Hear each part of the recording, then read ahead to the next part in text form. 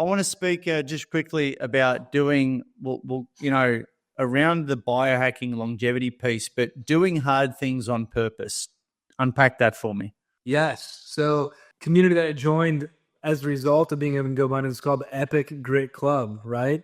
And so it's this men who are doing hard things on purpose, committed to navigating being uncomfortable, because the whole mindset of what got you here will not get you there is very true. Yeah. And so a lot of people that have a lot of money, you reach that goal or you've hit that amount of money that come in your life and you're like, man, I just don't feel like you still feel empty, and it's because you lack purpose.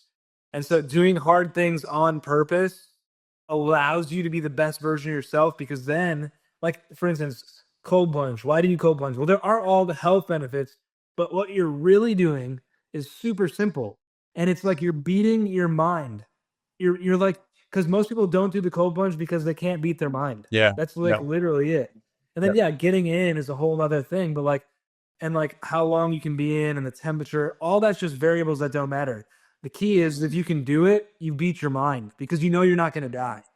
And so if you remind yourself how strong you are and you train yourself, like, I'm going to live to 200 years old. I used to say that and think it was bullshit. Now I believe it. Because you know why? Because after time, what you believe you become. And so even if I don't live to 200, Trav, my body believes I'm going to live to 200. And so then when I'm 50 years old, I'm only 1/4 of the way done with life instead of 1/2 of the way done with life. And so therefore my body just operates differently.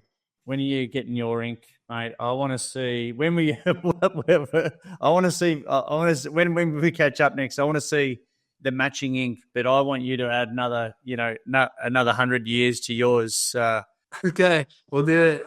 Back to the biohacking, hard things on purpose. Absolutely love it. Firmly believe in that as well. And it's not just doing the cold plunge, like you said. It is the ripple effect into other areas of your life. It's how does a cold plunge relate to picking up the phone and making a sale?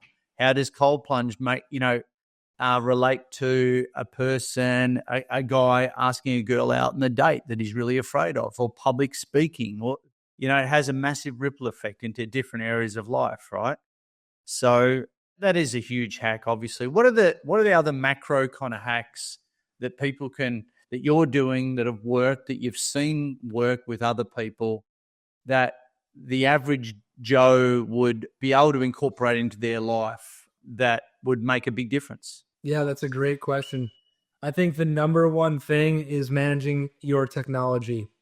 Because if you don't manage your technology, it manages you. And then you live your life around technology when you could just be outside, being in the reality of your circumstances. And so I say that because we're light beings and we absorb energy and light and frequencies, whether we like it or not, which is why every person that goes into the woods or on a nature trip, they come back like, man, I feel so good and connected and well, no shit. It's because you've scrubbed your body of the frequencies that are resonating inside of you that are trapped. Yeah. Which is one of the reasons, like, for a perfect example, like, I don't use LED red lights. I use a hand-blown red glass bulb that has a copper filament.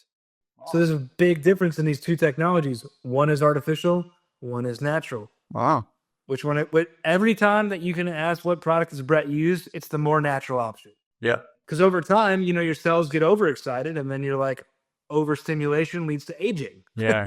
I mean, like, that's what I'm trying not to do. And so it's by removing those barriers and focusing on being present, not being perfect.